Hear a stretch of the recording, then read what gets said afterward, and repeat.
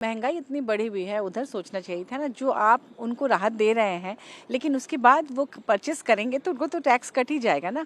तो इस पर ध्यान नहीं दिया गया है, इसका अफसोस है।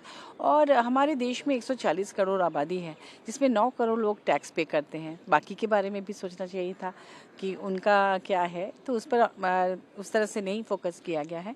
और तीसरी बात है कि बुज़ुर्गों के लिए कुछ नहीं सोचा गया, नहीं तो ये जापान जैसी स्थिति होती जाएगी, क्योंकि बुज़ुर्गों की संख्या दिन ब दिन बढ़ती जा रही है।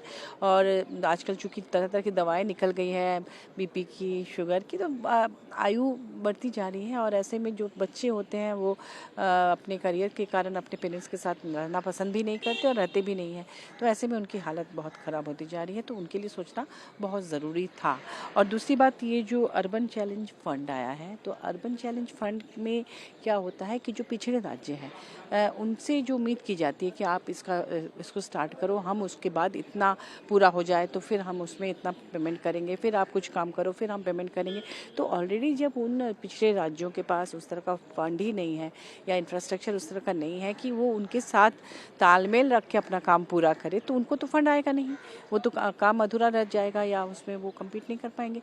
जबकि जो पहले से ही ऐसे स्टेट्स जिनके पास काफ़ी पैसे हैं और जो विकसित राज्य हैं वो तो उसका पूरा लाभ उठाते जाएंगे। तो जो पिछड़े हैं वो और पिछड़े होते चले जाएंगे और जो आगे हैं वो और आगे होते चले जाएंगे। तो झारखंड जैसे राज्य के लिए मुझे लगता है इस पर कुछ सोचना चाहिए था, क्योंकि उनको पहले जब झारखंड में इसके पहले की जो सरकार थी वो ट्रेजरी खाली करके गई थी, माइनस में थी, उससे बहुत मुश्किल से जूझ कर आगे बढ़े। सौतेला व्यवहार भी केंद्र करता है ऐसे राज्यों के साथ, तो ऐसे राज्यों को ध्यान में रखना चाहिए था मेरे हिसाब से।